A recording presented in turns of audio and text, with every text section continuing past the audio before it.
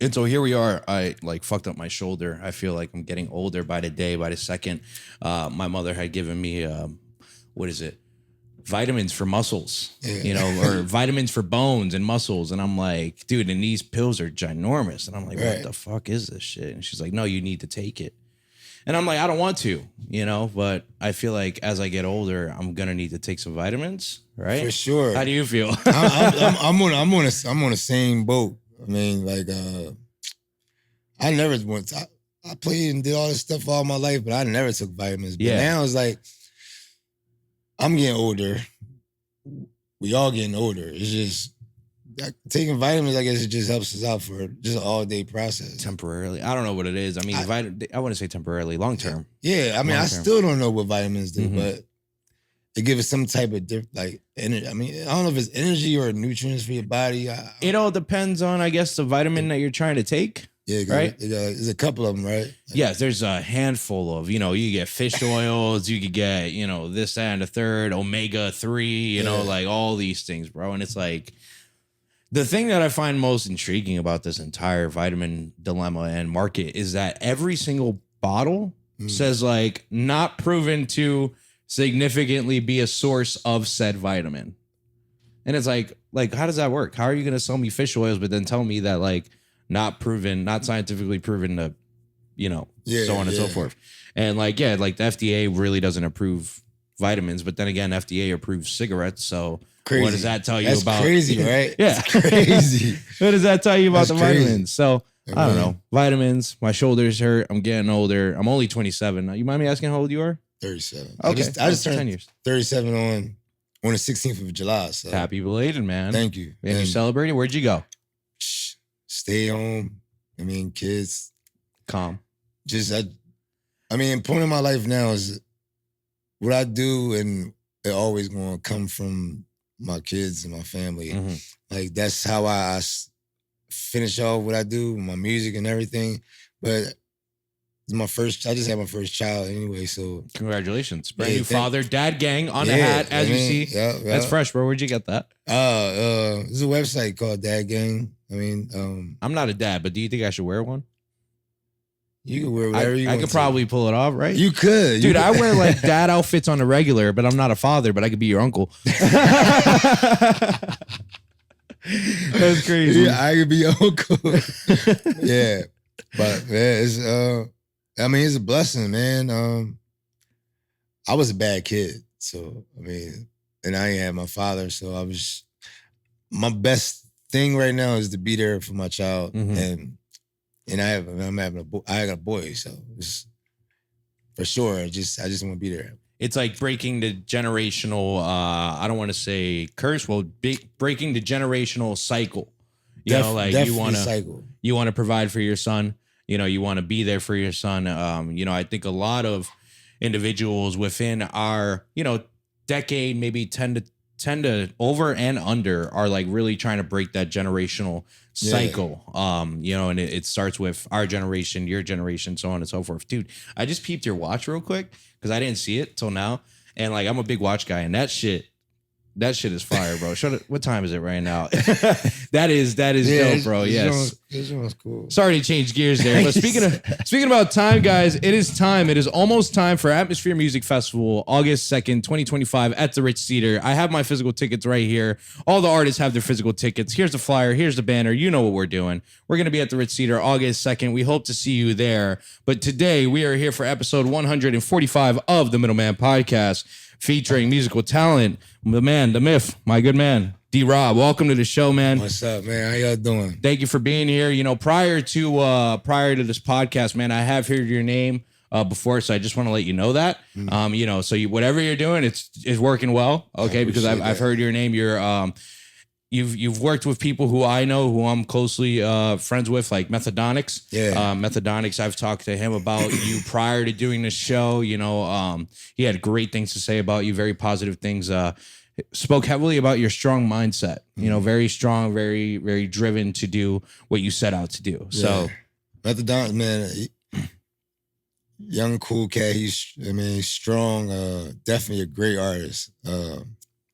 Yeah, we got a song together too. You do? Yeah. Has it made its way out? I didn't. we have a song, but when we get like to a level, like sometimes like we want to get things clear, but you gotta go through people, or not even really go through people. It's just we just gotta figure out. But we have it though. Yeah. I mean, yeah, and then, I mean, I got respect for them. Respect for that whole team that they have. Yeah, they're doing some monumental things, bro. So yeah, I've heard your name. I've seen you once in passerby conversation. I don't know if you recall this. It was Gravemaker, his flag football league. Yeah. Okay, yeah, I was there. I was commentating, and then you pulled up. I don't even think I said hello to you. But I was there with Kelly, and you had said hello to Kelly, and then Kelly was like, "Yo, you know that's Drob, right?" I'm like, "Oh, that's Drob." Yeah. He's like, "Yeah." I'm like, "Oh, he seems like a pretty good dude." Like, oh yeah, pull it right up because I was like, because I play football, and I was like, "Oh, hold on, let's see what's going on over here." And then when I saw bro, I was like, "Oh, damn. I definitely want to play next year." Yeah, no, that league, I can't believe I'm drawing a blank. I know it's something FFL. I don't want to confuse the first name. Yeah. Maybe E.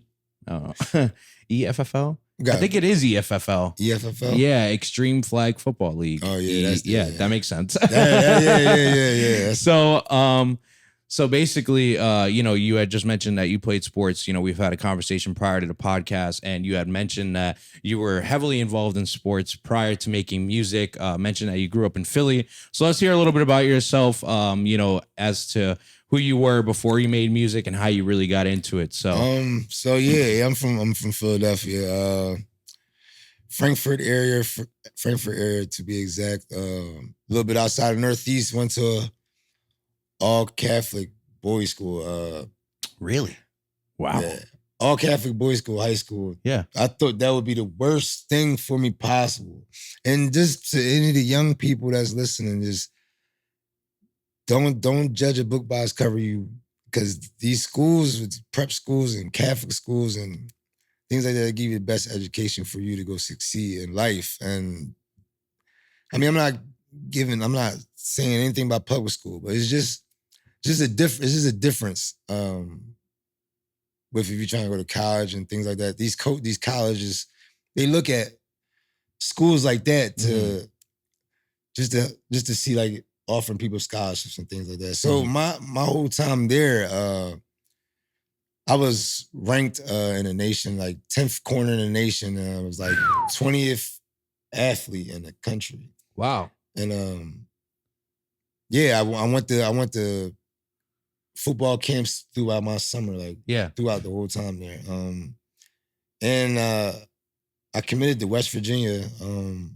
Mountain Mama. Man, look, awesome, dude. Look, Rich Rodriguez was the coach there, and coming out my sophomore year of high school, like my sophomore year, going into my junior year, I committed to West Virginia. And I was committed to them. Wow, as a sophomore going into your junior, so they had eyes on you from a very long time ago. Yeah, I mean, I went like my mom, she streets of Philadelphia is crazy, and when you're young and you're out there, it's people that's trying to get you to do things. And my mom tried her hardest and did her hardest to work 3 jobs to have me in summer camps. My summer, I was in college football camps all year. Wow. Yeah. For every weekend. It wasn't no one day. Yeah. It was every weekend I was staying there. Penn State, Rutgers, Notre Dame, all of them. She's paying $500 working 3 jobs to do that for me. I mean, yeah, and it worked out for the better.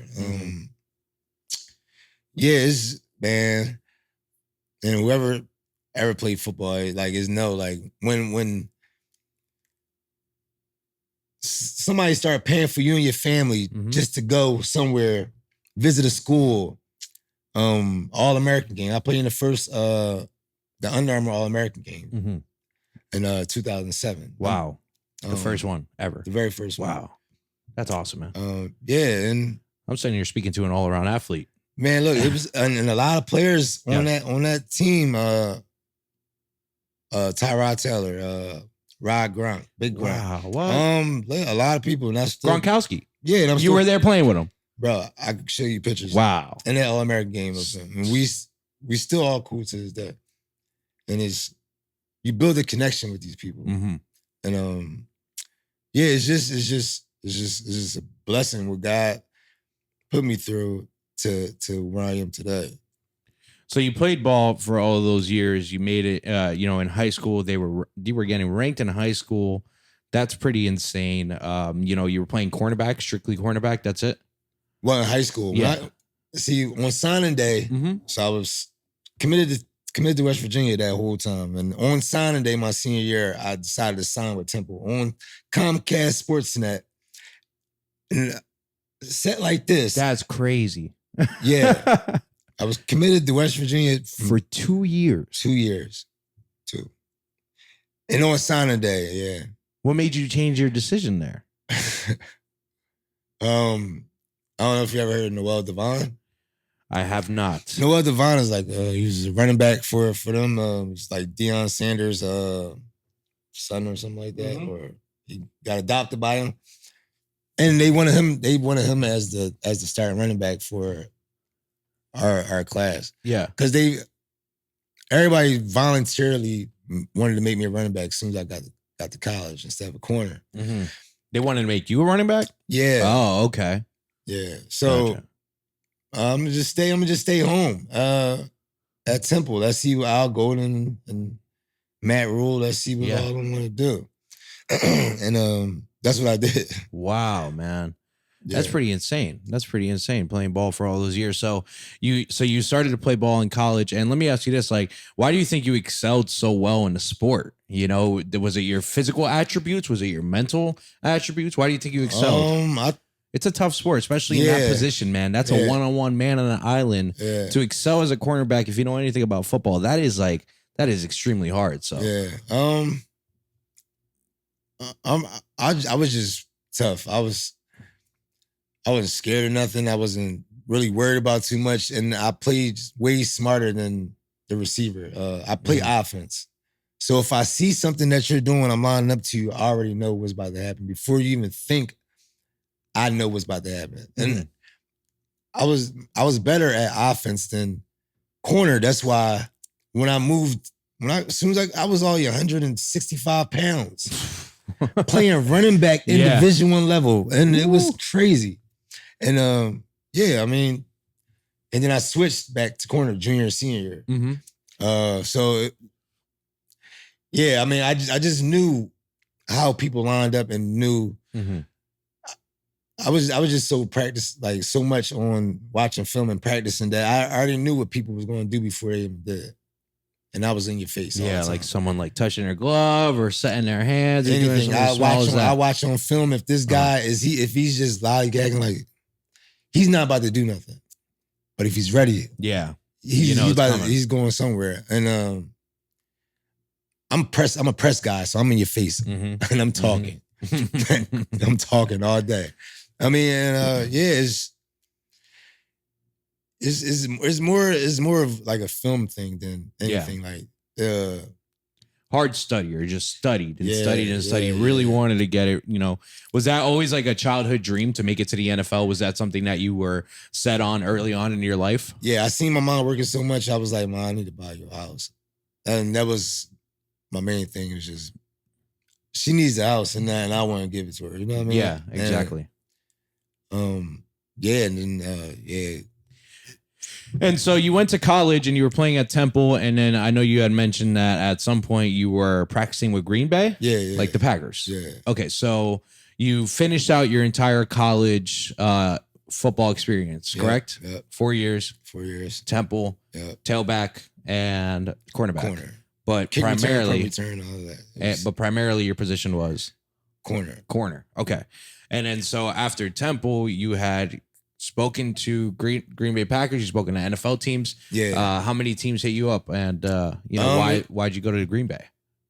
Because I knew they had it was a different situation for my agent. He already knew, like, I can go there and either play slot or corner, and they'll be okay with it. I had to pick a position when I got there, and it was slot. There, I played slot. Just for the fact that I can be anybody in the practice squad. I have to be that other fast receiver that the other team has I would be that person. And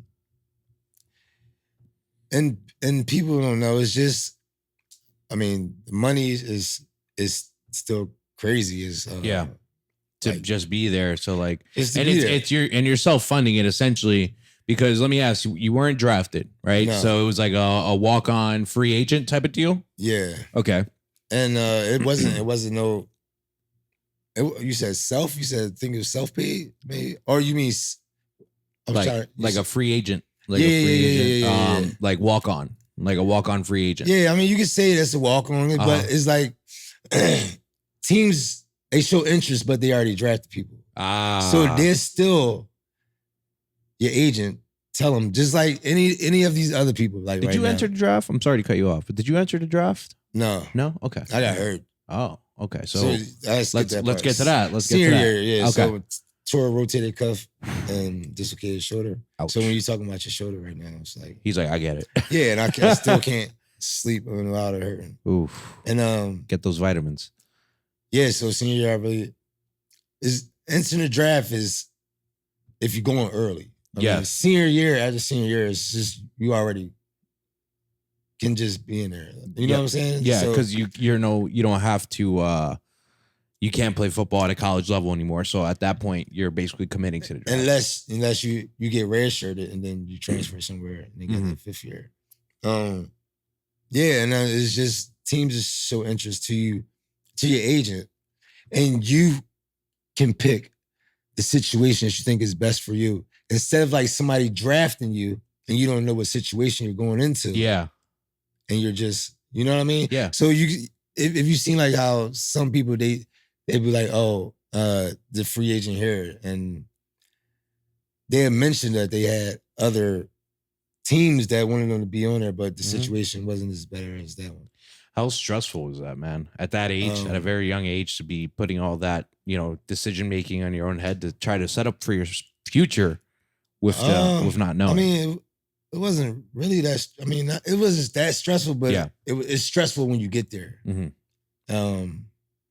It's definitely stressful when you get there. So you got injured, and then so you made a decision to go to Green Bay. Okay, and how long were you over there for? Well, I actually was there for just with them Packers for that season, and then I moved down to their arena football team and played there for 6 years. Nice. So that's what is always a loophole through something that they have a situation, just like NBA, they got the G League. Correct. But baseball, they got AAA, single A.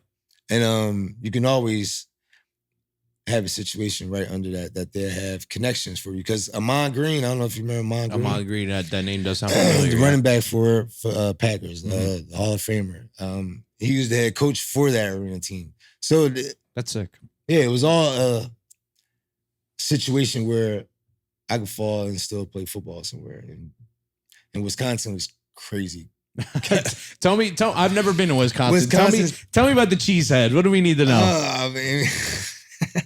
I mean, it's always couple teams there. So I mean, and it's just, I mean, it's cold. There's a lot of snow. It's definitely cold, a lot of snow. Yeah. I mean, and some people out here in Scranton sound like people in Wisconsin. Interesting, as in like their lingo, as in like how they speak. How they speak. Okay. Interesting. It's crazy. Scranton people. I mean, listen. Not Scranton people. I mean, but the lingo. I get what you're saying. Yeah, my fiance, Yeah, like we say like Tuesday, shit like that, like Monday. That's like Scranton. No, the is the you know. Colo is a Scranton thing. You know what I mean? I guess maybe yes. Interesting. My fiance says it all the time.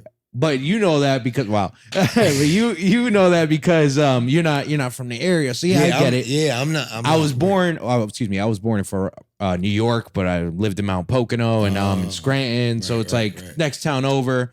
It's not really much of a difference there, but to me, I think we speak pretty normal. But that's interesting to know. Thanks for letting me know that. But look though, all right, look. So you hear my. I have a little different accent than most certainly. Yeah. Right, so it's like. I hear it different than just like you hear it, like I say probably things differently. I got you. You know what I mean? And but I mean Green Bay was crazy though.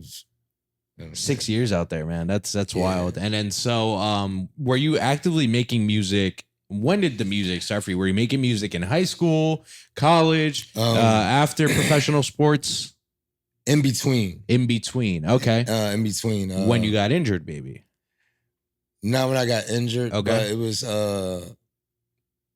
because contracts through arena football is you're there for that 6 months and then you can either go back home or because they pay for your stuff when you're there. And then cool.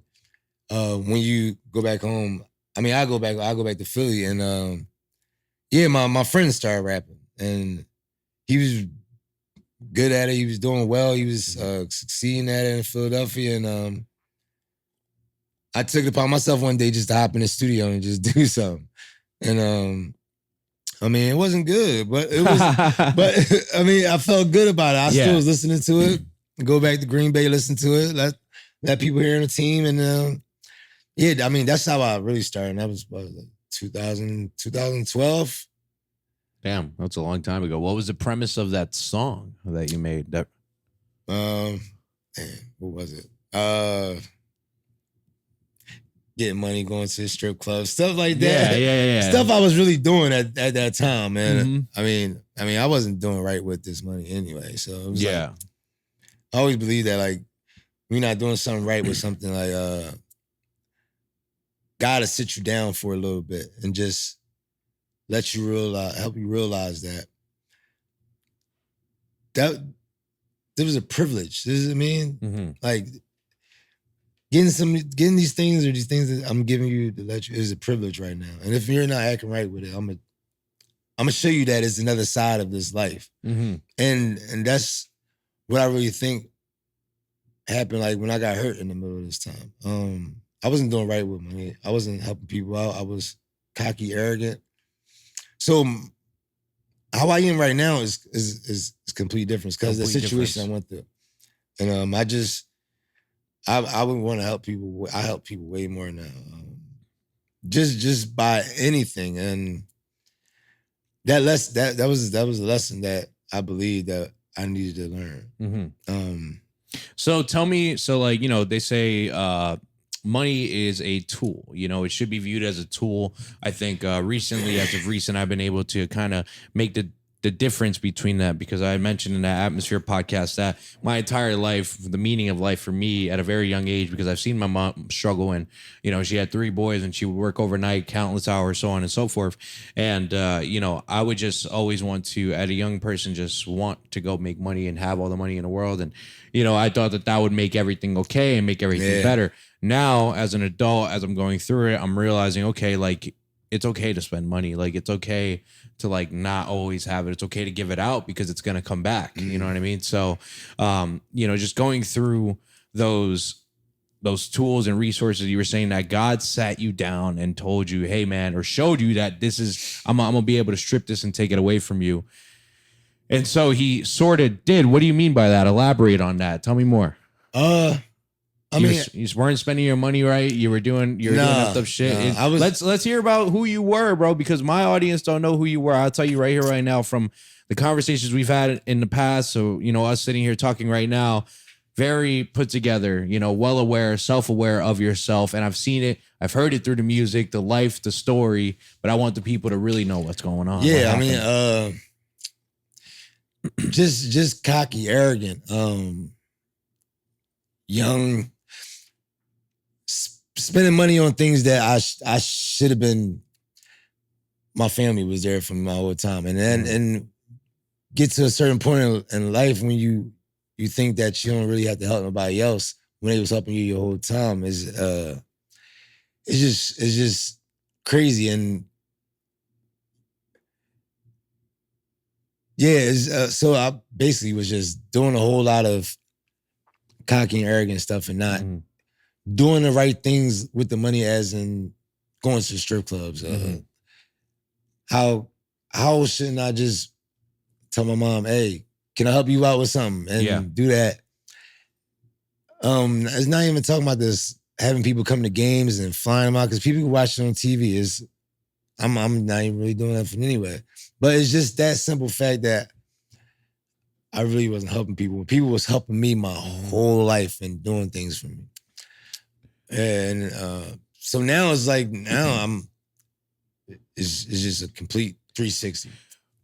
Was there a moment that helped you realize that you weren't, that you weren't doing the right things, that maybe what you were doing wasn't in God's plan?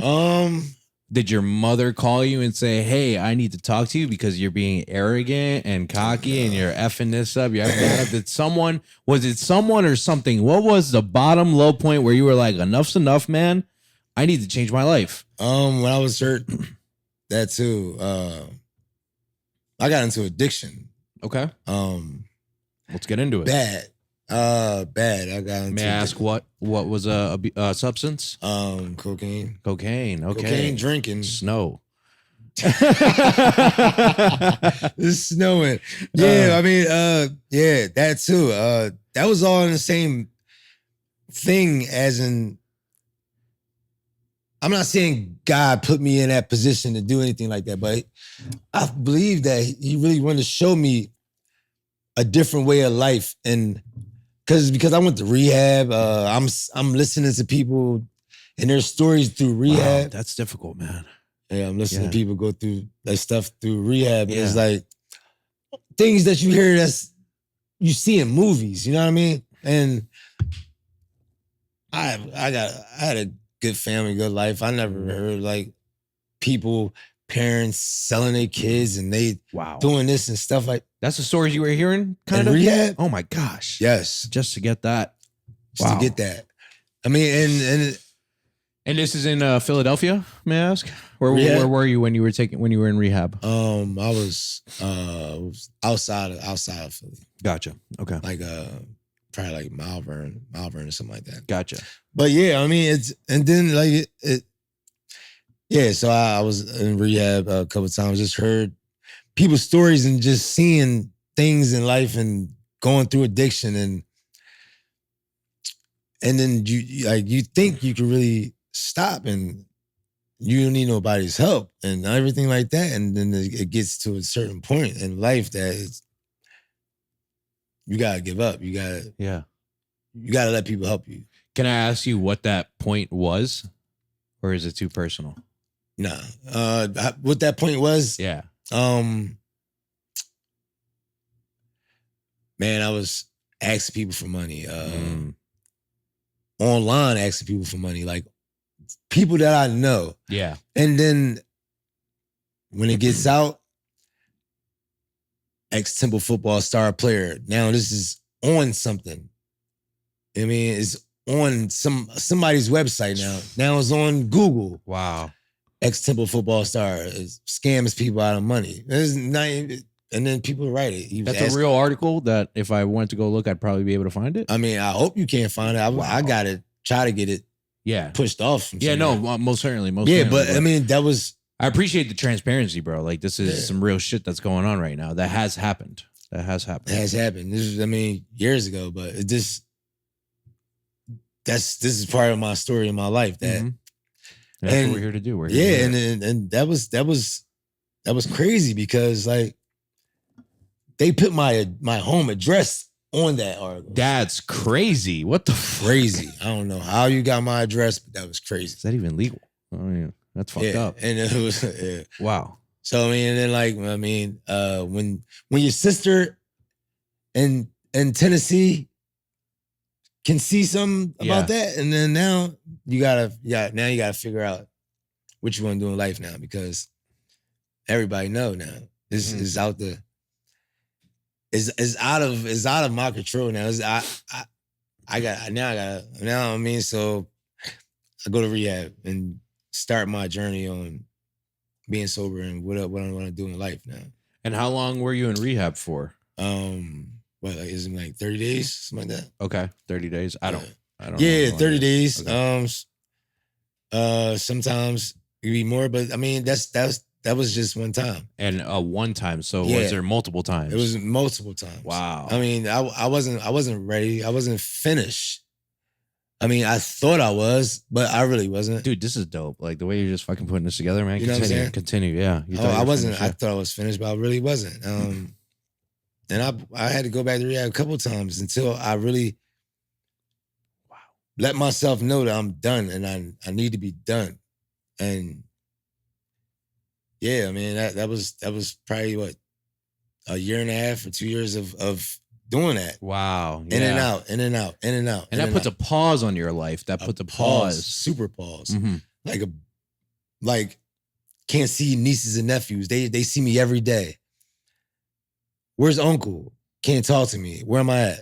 Oh, he's somewhere. You know what I mean? You can't keep lying to these kids. And that was something in my head too. I can't keep lying to nieces and nephews. And yeah, I mean, down sober, but a couple of 2 years, like that. 2 years, yeah. Wow, man, that's crazy, man. I mean, to have to go through that and to be real with yourself and realize that you got to give it up, you got to change your life, make it better, you know. And then I'm sure you talking to your mom in that point of your life was very difficult. Yeah, right? I mean, the best thing that she did was the tough love, like, and we need it. Need it because. I mean, I was raised by my mom, grandmom, and sisters. So women are very important in your life. Yeah. And whoever told her to do that, that was the best thing because I probably still would have been ripping and running. And that tough love right there scared the hell out of me. Yeah.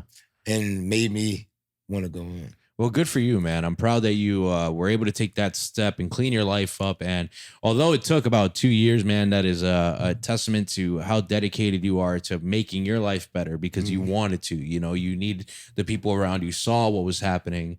I would even say that maybe you were even at the slightest embarrassed to be going through that experience, given all the things that you were, you know, promised in the beginning, early on in your life. Then this happens and it's like, freak, now you got to set back and figure it all out. So congratulations to you, man. I don't know if there's anything more that you want to add to that story, but I think it's very powerful and good to know that, you know, you did that for yourself and for the people around you. Yeah, no, I appreciate that, man. Just want to say I mean, if anybody that's watching, I mean, if you need help, don't be scared to ask somebody for help. People's out there to help you. And I'm not making this all about that, but it's help out there for anybody and everybody. That's what we want to hear. And because now we're going to be talking about your music, man. Let's get into it. So, you know, were you actively making music while in rehab? Was that still something that you were doing? I started writing. Okay. I started writing. Wasn't really think I was going to take it serious. I mean, I tell people when I get out of here, I'm start doing music. Like I said, I started doing music with my friend. And correct. And let me push back a little bit. So through that whole time about in my addiction to my best friend I was doing this stuff with. He actually one day out of the blue, he killed himself and his girlfriend. And that was in that same time frame of me starting to use. Oh, okay. Yeah, so that's why it wasn't like I was done. I heard he killed himself the same. It was a whole bunch of stuff going on. And so he killed himself and his girlfriend. And rest in peace, man. Rest in peace. I see you have a tattoo on the side of your leg there as a microphone. Yeah, it's his name in the microphone because he taught me all this stuff that I do today. Yeah. I just want to backtrack on that because that's so hard, man. I think now I'm thinking about like, you know, Joey Badass. Capital Steez. Oh, no. All right, so checking hip hop artists like well-known Joey Badass. I thought you sound like an artist. I mean, not an artist, like an actor or something. No, I'm talking about like the well-known Joey Badass. Okay. All right. And Capital Steez. So like they were a part of the pro era, you know, that's their thing, big pro era. And Capital Steez had committed suicide. It's very suspicious, doesn't make any sense. But you know, he often references him in his music because him and Steve started it together, as in how you and your friend started together. As your friend got you into it, he taught you how to make music. Was he a producer? Was he just an artist? He was an artist, producer, shoot videos. Wow. Yeah. Everything. He did everything and he taught me everything. And I still think to this day that why did he take the time out of his life to help me learn how to record myself, shoot my own videos, edit it, connect with people, and do the same thing for them? It doesn't make sense to you? You're like, why me? Why'd you help me? Yeah, because it was more people around. But I mean, we lived together, so I mean, it was like, but I mean, I met a lot of people from him, like big people, and and until this day, as he did that for me, I try to do that for other people. But you know, some people don't want to do all the work. I mean, but I just tell them it's easier for you to learn, so you could do it whenever you want. You don't have to wait on nobody's time or anything. But yeah, I mean, I started music. I mean, that's how I started. Not started it, but how I was doing it. Yeah. From my best friend, brother, I call him. And now right now is just I'm already like 3 years strong doing it as full go. Like 2022 is your first song released on Spotify. Yeah, so 3 years. Yep. And people can hear the sound. Like I was recording that on headphones. Hey, we all got to start somewhere, yeah, bro. so I mean, and I know, so I just started going hard. Music is one thing that keeps me happy, sober. I could talk about things, and if you met me at that time, I wouldn't be able to do this right now. I wouldn't be able to talk freely and regular to you without me already knowing I'm saying these things already in my music, and I know people are hearing it. So I'm not afraid to talk about it because I talk about it and I can express myself in my music more than I can do it in a conversation. Yeah. It's easier that way, for sure. And then knowing that I'm already doing that and people are already hearing it and I'm not getting judged by it. They're loving it. I can talk about it freely right now and just, if somebody judges, it don't matter. I know I got it out there for my sake that can help somebody else. Have you ever received a compliment or a comment from just anyone who has observed your music and saying that this track in particular really helped me through X, Y, and Z? Yeah, I mean, I just got a text message the other day, like just speaking about one of my songs, and they said that it was very powerful and it helps me get through everything because they're in addiction right now. Okay. What song was that, if you don't mind asking? It's a song called Morals. Morals. I have that in my notes. Yeah. It's a music video one. Yeah. Correct. Yep. I shot that Amazing. Yes. Yeah. Amazing Studios. Yep. And just said, just get them through. And I'm so much that person just needs. And I mean, I'll talk to you, but I can't do anything. Can't pull up. Can't do anything like that. But yeah, I mean, I get comments and things, messages about my music, helping them out, or does it bring fulfillment to you? How fulfilling is that? Hearing that, when the first time you heard it, did you have chills on your arm? I was really just thought it probably was fake. Somebody was just saying something. But, trust issues. You got trust issues? Oh man. Yeah, he does. Yeah, he does. I saw it somewhere on your Instagram. I did see it somewhere. I'm like, oh, okay. Yeah, I mean, no, I was happy. I'm blessed right now. It's just a blessing on everything that's happening right now in my life. So, just praying, going to church, doing things like that, and just seeing it come back. So what are you trying to portray through your music? As people listen to your music, what are they going to find as they go through your discography? You have a number of singles. I've came across one album and a potential second album. I dropped one album and I dropped the other album after. Okay, on Spotify, I don't know if you know, but there's no tracks on that one. Yeah, it's you talking about Destined for Greatness? Correct. Yes. Something happened with samples and stuff. And they deleted the whole thing. So I gotta get the guy that I bought the beat from. Some way, somehow, he has to get it cleared the sample but it's on Apple. It's on Apple Music. It's still YouTube. You know, Spotify catches everything.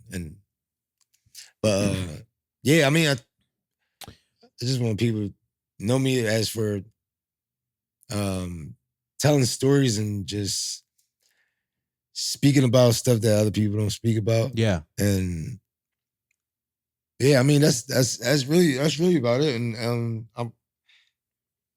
yeah, that's really about it. So, I checked out your first album, your debut album, titled Lost for Words. Oh, yeah. Correct? Lost for Words. And then I went straight I listened to the entire album, but I went to the track that is titled Lost for Words. And within that song, you're talking about being clean, sober, protecting your family, and, finding God and just coming at peace with yourself. Has that elevated your music? Do you feel like that's elevated your music? Do you feel like an audience connects better with stuff like that as compared to what you were talking about in the past, whether it be strippers, coke, money, so on and so forth? I mean, I can't really say. Mm-hmm. I can't really say if it's elevated or not. Okay. Yeah, I mean, because some songs are different than, some people like different beats and yes. Like drills, slow down. Yeah. So like I think like the words they're listening, it'll feel them in a way more than if I'm talking about money and all that other stuff like what I did before. Yeah. My following has reached a bigger heights from what I'm talking about now than what I was talking about 2024. 22. Time is when the first one came out. 2024. No. I'm talking Lost about for Words. I'm just talking about from when I dropped that, because I really reached a certain height like but last year, with the I forgot what single was it. Is it your top single on right now? But I think that's a 2025 track. Yeah, no, that came 2025 track. Couple weeks ago. Is it off that album? Is it off that album there? No. It was just a music video. It was just a music video. Yeah. Music videos. Level Grounded? Level Grounded, no. No, not Level Grounded. Morals. Let's see. My Turf. My Turf. No. My Turf, no. I got music videos here, bro. I'm just trying to help you out. I make so much music and yeah.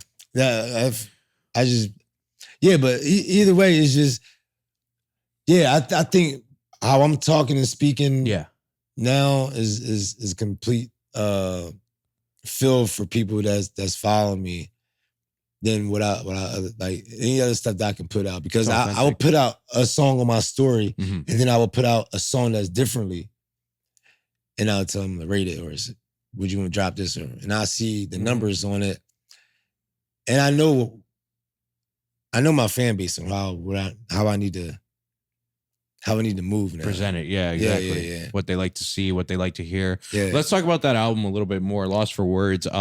Elaborate on the title of that album. Why did you feel as if this was your debut album? How long was going into like preparing it, recording it, stuff like that? It's a debut album. It's your first album.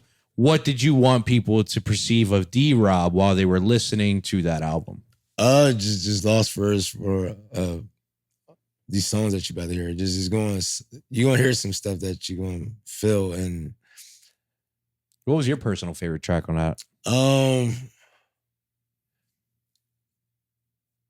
It was not Celebration. That's crazy because I have that. I do like Celebration. Yeah, Celebrations. Years ago, you said years ago I was crusty. Mm-hmm. You probably wouldn't want to talk to me. Celebration of life. Extremely grateful is what I got in that song. Celebration. Yeah. Celebration. That was Celebration. Yeah, that's one of my favorite songs because, like, my people really used to say that, like, walking around, you looking crusty. You need to do something. I mean, and I wasn't like even my best friend, like when she heard that, because she was like the person that called me, like, yo, you look crusty. You need to go do something. And I just remember that. And I'm putting this stuff in songs. Yeah. I mean, and because I'm like, I'm doing my thing now. But I can't forget that though. I say this stuff in these songs because I can't forget. I can't forget where I was them a couple years ago. Mm-hmm. I can't forget that because I could walk out this door right now and go right back. Go right back, man. And everything will be gone. So I can't forget it. So I gotta keep speaking about it and saying and talking about it. Being real about it. Yeah, I have to. I respect that, man. I respect that completely.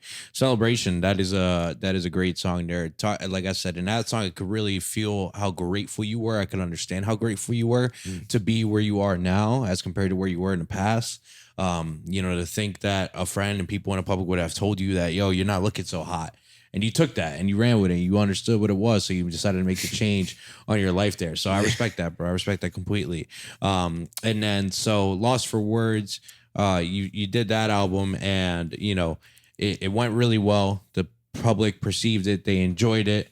And then you're working on other singles after that, At one point, I was just really just throwing music out. I mean, I record two a lot songs of singles. Fuck what you heard. Fuck what you thought. Fuck what you thought, right? Fuck your thoughts. Fuck your thoughts. Fuck your thoughts. Fuck your thoughts. Fuck it. Let's get into that right now, real quick. That's my friend that killed himself, and that was his slogan. That was his slogan. He has mixtapes about that. I just wanted to bring it back out because his fans, they all knew me because I was his right hand man. I shot his videos for him and I was everywhere with him.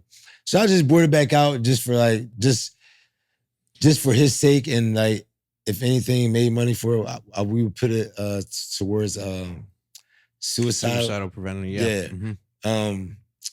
And actually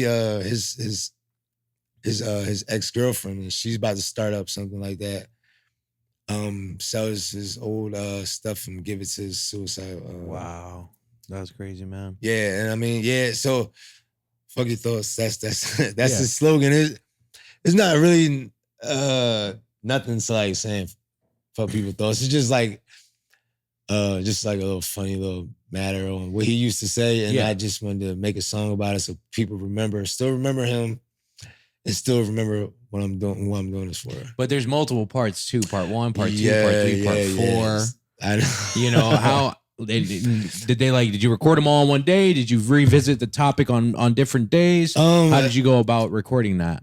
I was just going off of like just to see what I could do with these new drill beats. And, okay. Because I'm like a mellow type, like chill mellow guy on the songs and with them type of beats, but I just wanted to give the younger crowd something that they could really rock with with those beats. And and I was just finishing off what my friend Tevis started, because he had Fuck Your Thoughts 1, 2, so I just finishing it for him. Has there ever been a song that you were sitting there writing that just overcame you with emotions? Whether it be writing, recording. Is there a song that's done that to you? And if so, what's the name of that track? Yeah, it's called No Name Rappers. Name Rappers. I did not hear that one. Okay, elaborate. No, I didn't even. Oh, it hasn't even made its way out yet. No, and it may not make its way out. Yeah, might not. No, I don't know. Let me hear about this. I'm excited. No Name Rappers. Let's hear it. Yeah, what you want to hear? I want to hear about the premise of the song and if it comes out or not. Tell me about this track here.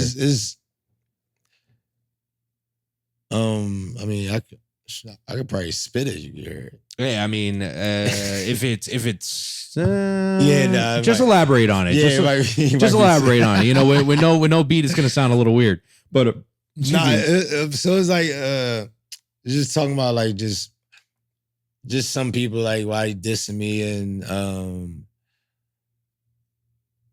the things did with coke females but like the second verse gets to like I was also in a bad state of mind that like suicide gun was like a thought. Okay. Yeah, like it was thoughts. And and it was just like talking about how old friends they still like new friends to me because how people act. And yeah, it was like I'm driving in the devil's seat, like with no seatbelt on. That song was like really like hit me in a different spot from just how like me talking about how my mom she don't understand what's going on. I mean, she might understand what's going on, but she don't know what's going on in my head and what things can happen. And I ended off as like, I'm not doing none of that. I'm being strong for me and doing things like that. And not, even though if I got a gun and still to my head, I'm not going to do it because I can't do that to my mom and my family. So yeah, I mean, yeah, that's. So no name rappers. And is that ever going to make its way out? How old is this track? How long ago did you record this track? Maybe October. October. Okay. Yeah. And you're holding it. I don't know the reason why. I really can't pinpoint. You're an anomaly, bro. You are. You I really can't pinpoint why I haven't. All right, so we had a little bit of a blip in the audio here. Make sure the playback's working color because now I'm nervous. Are you good? Everything good? It continued. Okay, perfect. It's recording. All right, cool. We're recording. Guys, we had a little bit of an audio mishap. We had a little blip in the technology, but that shit happened. So with that being said, we're going to just get into tea time, not brought to you by, but inspired by Arizona Iced Tea. So D-Rob, I've been looking forward to drinking this, man, for a while now. So cheers, my good man. Well, man. Welcome to Tea Time, not brought to you by, but inspired by Arizona Iced Tea. ASMR for my people.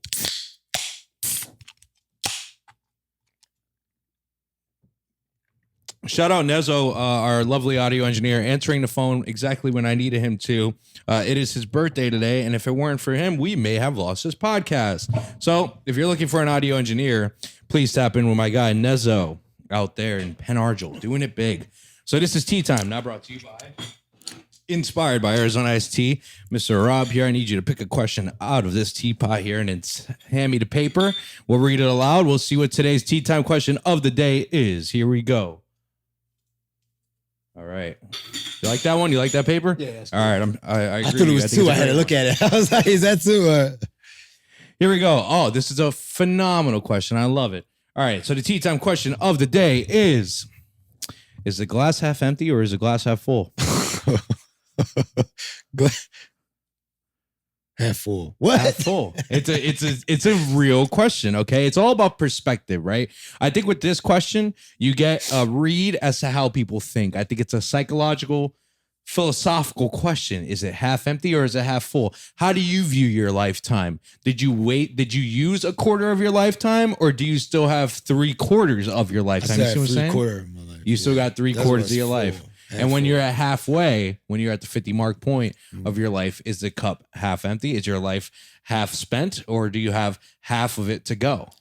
Still have half of it to go because I got two. I'm gonna have 2 sons at this time, and I'm just living my life with them. You know what I mean? So half full, half full, because I don't think I like waste. I don't think I really wasted half of my life. I mean, like I did the things I did, and I look at life way differently now. Just like I said from earlier. Like I'm living my life for everybody, my family, especially just having kids now. For sure, them. Man. Yeah. So, and I want to try to be here as long as possible for them.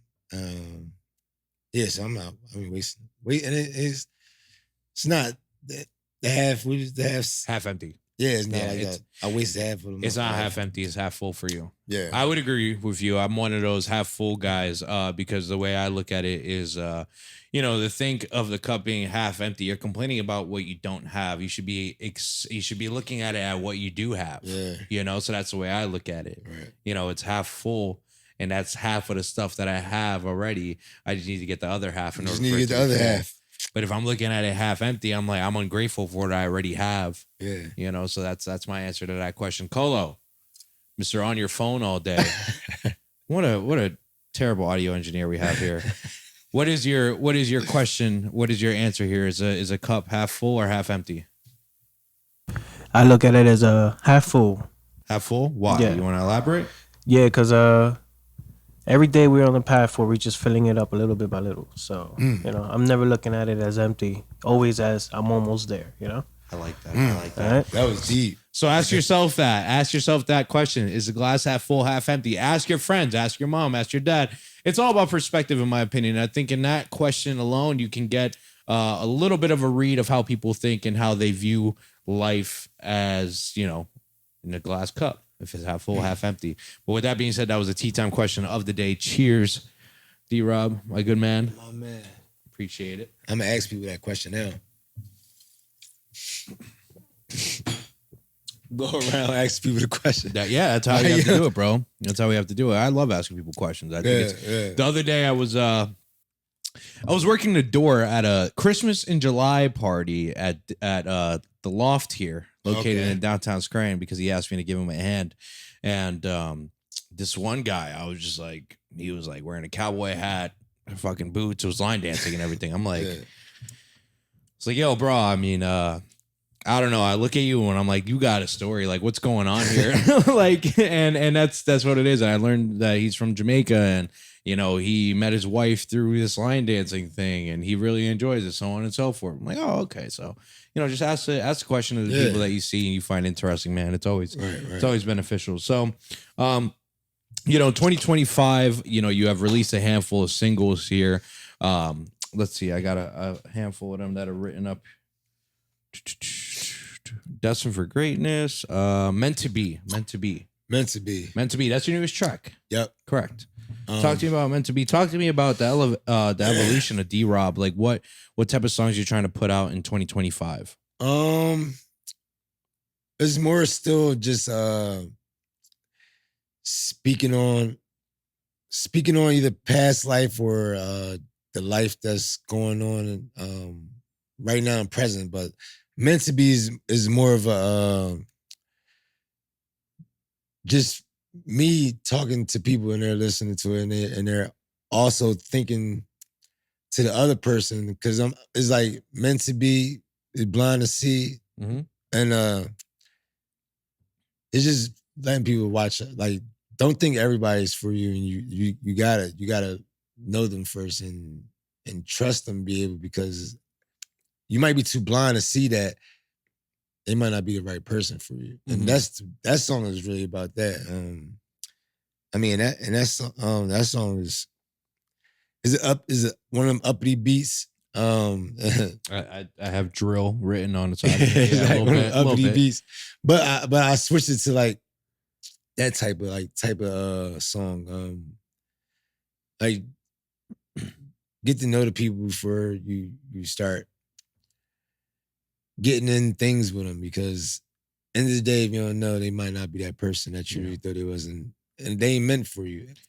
Do you have any album plans in 2025 or any EPs, anything like that? Any performances? I have a performance August 29th in New York at this place called Gems and Gems. Okay.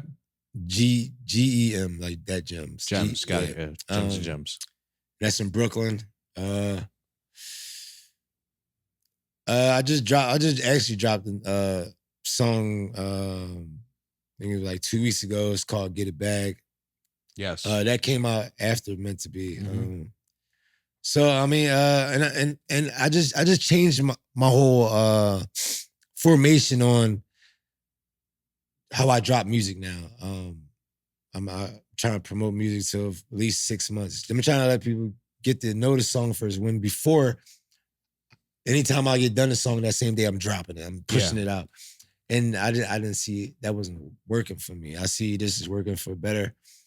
I'm shooting a music video for Meant to Be on the 26th next Saturday, Philadelphia.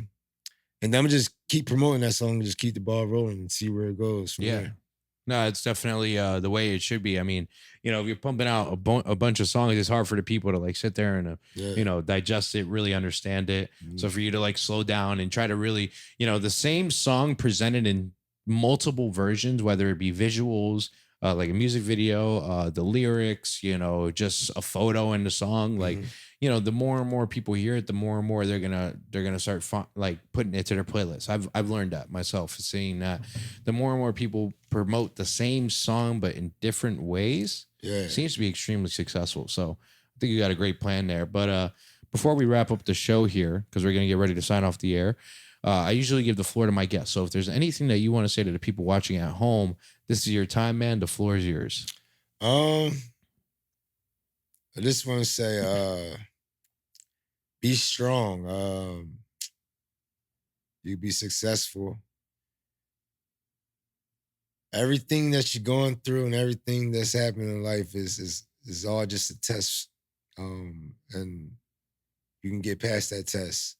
Trust and believe, because I was one of the people to do it. And I appreciate being on this podcast because I've been trying for a minute, and he gave me an opportunity to come. And I'm just blessed to be here today. I mean that's really. I got you, man. I got you. Well, I just want to say thank you to you for taking the time out of your day to come visit me here on the podcast. You are right. We have talked about the podcast in the past. Scheduling was an issue. And then here we are. We scheduled it. We got it done. We had an audio mishap, but we're still going to be able to make it happen. Guys, give it up for Drob, man. What a fantastic soul. Probably the only guy that I know that wears two watches, because I noticed that midway through the show. He wears two watches, one on the left and one on the right. One analog, one technological, man. But it's been a pleasure, man. I really do it on the Middleman Podcast. I really appreciate you for coming through, man. Colo, shout out our audio or our cameraman here. Shout out our audio engineer, Nezo, for saving the podcast. And with that being said, I am the man in the middle, Kevin Martinez, signing out. Peace.